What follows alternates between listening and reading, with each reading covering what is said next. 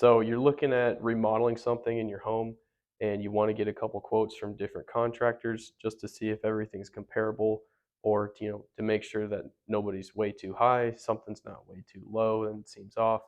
But a lot of times that's exactly what happens. One of the biggest comments we get from clients is that they see a big spread in the pricing that they get from different contractors, and quite frankly, a lot of times it's very confusing for clients.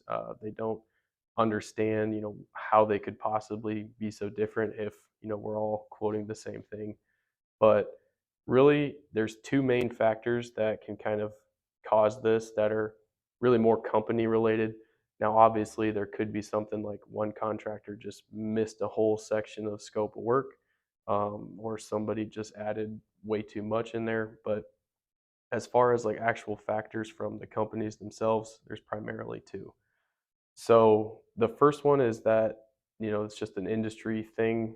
Um, the remodeling industry has a really low barrier to entry, meaning that you can have anybody from just a one man or one woman shop all the way up to 150 employee operations with massive overhead. Now, obviously, that's going to carry over to the quote.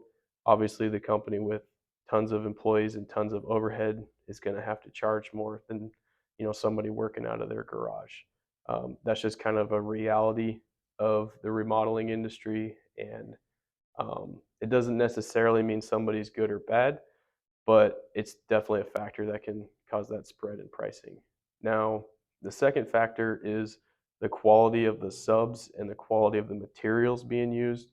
So if contractor A is, pricing everything for your remodel from Lowe's, but contractor B is pricing everything from a lumber yard and, say for example, kitchen cabinets, they're getting cabinets from a design studio where the first guy was getting them from Lowe's. You're going to see a big difference in price there. And it's the same thing with subs. If you've got somebody who just wants the cheapest subs in town to do the work versus somebody who wants the best subs in town to do the work, um, those are going to play two pretty major roles as far as your pricing goes. Now, what we try to tell clients is that you don't have to necessarily go with the cheapest. You don't necessarily have to go with the most expensive. What you really need is to figure out who you trust, who has the best reputation. Look at stuff like who offers the best warranty, um, and you can even ask, do you have any referrals I can call up just to you know check them out. Most contractors are going to be happy to do that. They've got a list of 10 past customers that um, they did really great work for. So that's definitely something I would recommend on your next remodel when you're looking for your contractor.